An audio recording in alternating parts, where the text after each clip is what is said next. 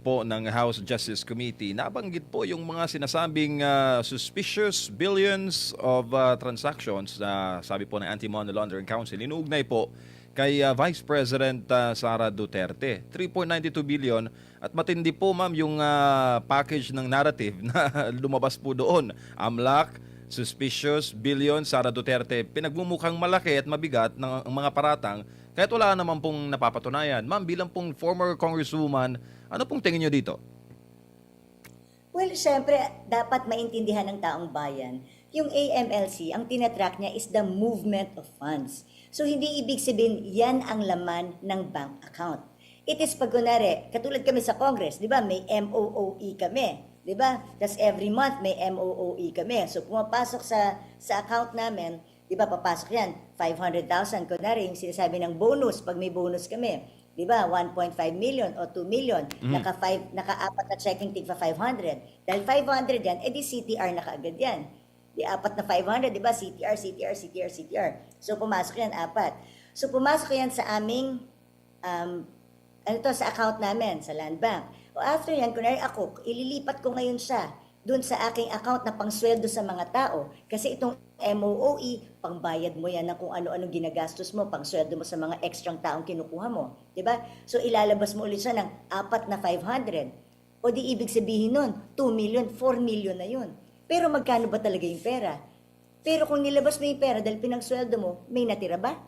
Di ba zero? Pero ang nakalagay sa AMLA na CTR is ilang transactions, 8, at ang amount niya ay nasa 4 million pesos. Pero ang natira sa akin, 0. O, ngayon, bakit sinasabi nila yung inflow tsaka outflow hindi balance? O yung pumasok sa akin na 2 million, ang ginawa ko, nag-issue ko isa-isang cheque sa mga empleyado ko bilang sweldo nila, edi hindi siya CTR kasi hindi siya above 500,000. Pero lumabas yung pera sa akin dahil nagbayad ako, pinasweldo ko lahat ng empleyado ko hanggang naubos ko yung 2 million. Diba? Hindi siya CTR. Pero, lumabas yung pera. Naiintindihan mo yung sinasabi ko? Kaya, hanggang hindi buo ang kwento, mahirap mag-assume at sasabihin, oy, ganito to. Diba? Kasi, ang suspicious transaction, kung wala siya sa regular mo eh. Diba? Paano kung kunwari yung tatay ko nagbenta ng lupa, at yung pagbenta ng lupa, dinicide niya, o hati-hati kayong magkakapatid, o di may pumasok sa aking malaking pera, o di suspicious na kaagad yun. Until, ma-prove ko na hindi, regalo to sa akin ng tatay ko. Diba? Kasi kung wala yun, edi sana pa-filean ako ng kaso ng AMLA. May final bang kaso si AMLA? Diba kasi kung meron suspicious, kailangan mong i-monitor and i-flag. Pagkatapos mo i-flag, kailangan mo investigate. So you won't stop there kung may nakita ka. So bakit wala naman ako narinig na sinabi ni AMLA na may nakita silang after the suspicion. May narinig ka ba, MJ or Edmar? Kasi ako wala ko narinig na finailan nila ng kaso or talagang sinundan nila yung trail. Opo. Tsaka, ibig sabihin, nasa yung tanong nila, di ba?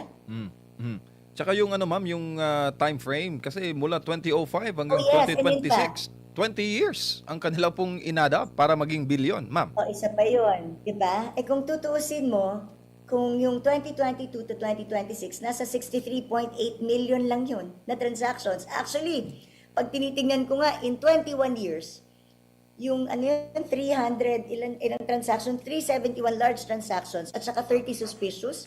Isipin mo, for 21 years, 30 suspicious. Di ba kung i-divide mo yun, parang 1 per year or 1.5, di ba?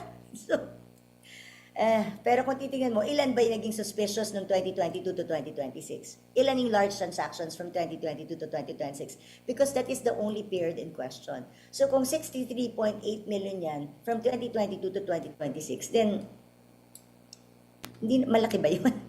Parang di kami ako as congresswoman, kung tumatanggap ako ng MOOE ko buwan-buwan, di ganyan din ang transactions ko sa CTR.